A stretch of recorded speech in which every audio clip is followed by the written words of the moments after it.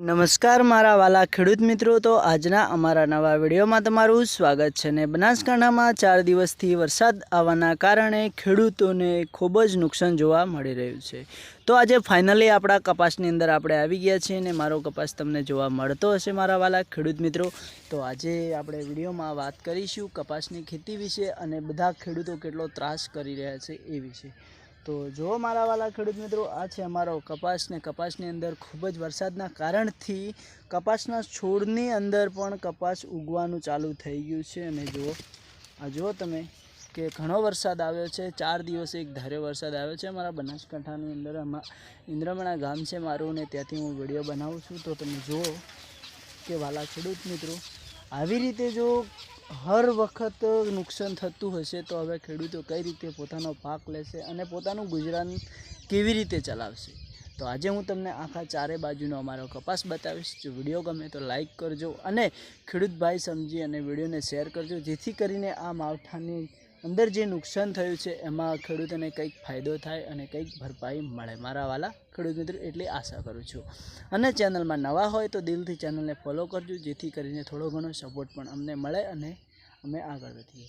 તો જુઓ મારા વાલા ખેડૂત મિત્રો કે અહીંયા જે કપાસ તમને જોવા મળે છે એની અંદર તમે જુઓ આ કેવું થઈ ગયું છે, રૂ એકદમ ખરાબ રૂ થયું છે એની અંદર। આ જુઓ તમે, આપણે આ લબડી ગયું છે, આપણે આખું રૂ ખરાબ થયું છે। અને આ બાજુ જુઓ તમે, આખા ખેતરમાં હું તમને બતાવીશ આજે એવું કે કપાસ એકદમ લીલો એમ જેવો ઊભો છે। કપાસની અંદર આપણને એવું લાગે કે એની અંદરથી 100 મણ રૂ થશે, પણ મારા વાલા ખેડૂત મિત્રો, કુદરતે એવું કર્યું છે કે 100ની જગ્યાએ 50 પણ ખેડૂતોને રૂ નહીં મળે। અને બીજું કે આમાંથી ખેડૂતો શું કાઢવાના છે। તો જો મારા વાલા ખેડૂત મિત્રો કે આવી રીતે કપાસ ખરાબ થાય છે। આ જુઓ, હવે કપાસમાંથી કઈ રીતે ખેડૂતો પોતાનું જીવન ચલાવશે। તો જુઓ, આ એકદમ રૂ કેટલું આવ્યું છે, એટલું બધું રૂ આવ્યું છે કે ખેડૂતો અમુક ખેડૂતો તો હવે એવું ત્રાસ પામી રહ્યા છે કે ખેતી કરવાનું પણ બંધ કરી દેશે મારા વાલા ખેડૂત મિત્રો। તો જુઓ કે અમારો કદાચ આ વિડીયો તમારા સુધી પહોંચ્યો હોય તો આ વિડીયોને આગળ શેર કરજો। અને હવે આ માવઠાથી કઈ રીતે ખેડૂતો બચશે અને શું કરશે એ તમને કદાચ કોઈ પણ અનુભવ હોય તો કમેન્ટ કરીને જણાવજો। અને જેથી આ વિડીયોને શેર કરવાથી કદાચ જો ખેડૂતોને ફાયદો થતો જ હોય મારા વાલા મિત્રો, તો વિડીયોને જરૂર શેર કરજો, જેથી કે ખેડૂતોને કદાચ જો સરકાર સુધી વિડીયો પહોંચે આગળ સુધી અને થોડી ઘણી ભરપાઈ મળે ખેડૂતોને। જુઓ મારા વાલા મિત્રો, આમાં કેટલો બધો કપાસ છે, પણ એક પણ તમે છોડની અંદરથી એવું રૂ નથી મને બતાવી શકતા કે આપણે કપાસ સારો છે, એટલે કે રૂ નથી ખરાબ થયું। તો જુઓ મારા વાલા મિત્રો, આજે આપણે ફાઇનલ પહોંચવાનું છે ત્યાં મારા ઘરના આવું ખરાબ રૂ થઈ ગયું છે, તો પણ વેણવાનું ચાલુ છે।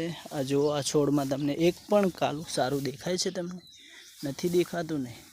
તો હવે મારા વાલા ખેડૂત મિત્રો, આજે અમે અમારા ખેતરની અંદર રૂ વેણવા માટે આવું ખરાબ થયું છે રૂ, એ પણ આપણે વેણવા માટે આપણે 3 મજૂર કર્યા છે ને અમારા ઘરના 4 જણા છીએ, એમ કરીને 7 લોકો અમે રૂ વેણીએ છીએ।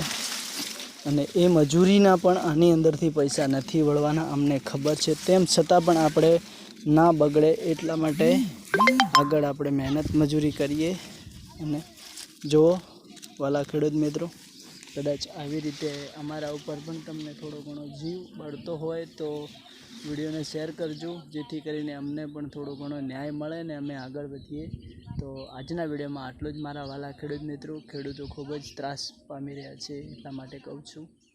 તો જુઓ, અમારી હાલત અત્યારે બહુ ખરાબ છે મારા વાલા મિત્રો। અમે પહેલાં એવું ધાર્યું હતું કે આપણે કપાસ આટલો સરસ છે, હાઈડમાં પણ સારો છે, કેરીઓ પણ બહુ સારી આવી છે, તો આ વખતે આપણે કપાસની અંદરથી 120-130 મણ રૂ થઈ જશે તો શાંતિથી આપણે ખર્ચો ભરીશું, જેનું લેણું કર્યું છે એનું દેવું ભરીશું। પણ આ વખતે તો વધારે દેવામાં આવવા જેવું લાગી રહ્યું છે। તો વાલા મિત્રો, જય દ્વારકાધીશ, નેક્સ્ટ વિડીયોમાં ફરી મળીશું। આજના વિડીયોમાં આટલું જ।